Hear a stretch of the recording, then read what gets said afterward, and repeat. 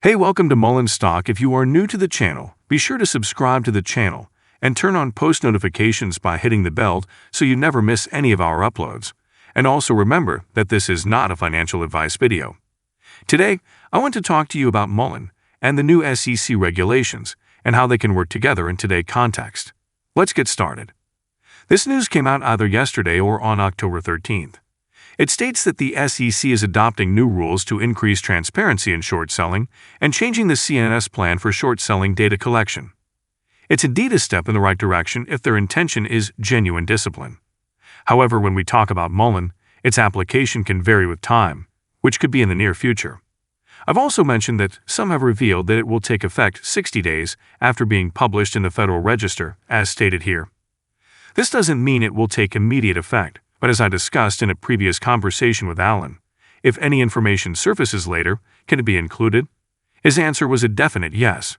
As it stands, the lawsuit is a primary timeframe from May 4, 2023 to August 25, 2023. This means that if any undesirable behavior from Intel's shares becomes apparent later, it can be incorporated into the complaint. I'm not sure if this is an easy or difficult process, but I think perhaps this new regulation could be quite beneficial to the lawsuit. In these new rules, Gary Gendler has aimed to enhance market transparency and efficiency. I think this was in September, so it was September 12th, and this was a testimony to the Senate.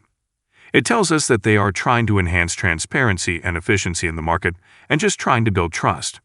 In reality, this is the foundation they've been talking about for a while. Some people don't trust them, and that's fair. But in reality, this is the foundation of the new law.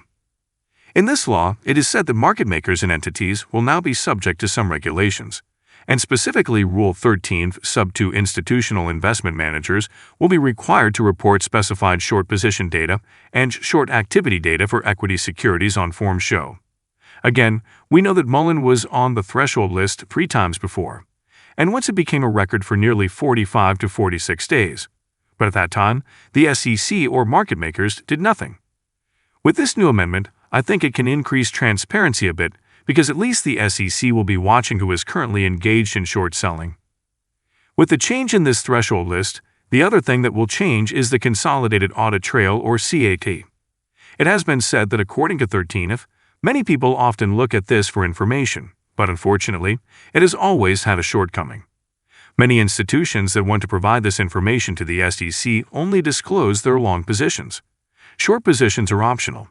So sometimes when you have seen an institution declare their short position through their 13F, it was entirely their choice, not out of any compulsion.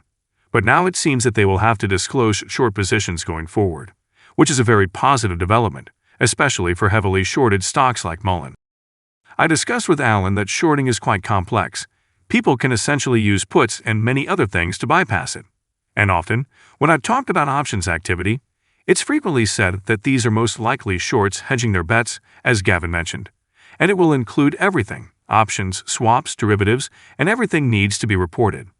So whether someone is buying a call option or hedging a short position, this new rule states that this rule is under 200 and 3B2 sub 3 and basically lays out the rules and basis for being exempt from shorting.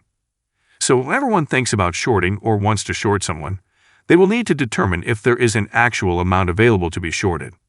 This connects to the attraction list, as mentioned here. The attraction of all this will come full circle and be supportive in theory.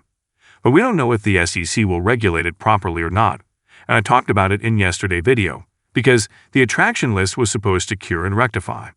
But it seems like there were no real repercussions on the market makers, and when it comes to that, it's very unclear. I've given my opinion on it. Based on what Gary has said in his speeches, we need clarity and efficiency. So I feel that it will move in the right direction, and maybe by Q1 2024, it will be effective because it will be effective within 60 days. It seems that it will look completely different for Mullen and many other companies. 13F reports a big U-turn. So tell me, do you think Mullen will benefit from this? And do you think this lawsuit will help in any way? I feel that Mullen has definitely stated this information from John Doe 1 to 10, which is the time period between May 4th and August 25th.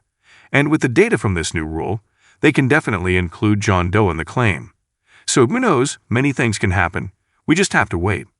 Alan has said that many lawsuits take a long time, ranging from 2 to 6 to 8 years. so this won't be resolved in one day. Although next week, we'll most likely see another update because on October 19th, TD Schwab and Fidelity will essentially respond to the claim. So we'll see what their viewpoint is. Guys, that's all we have for you today. What is your opinion about Mullen stock? Get involved and let us know in the comments down below. Thank you for watching.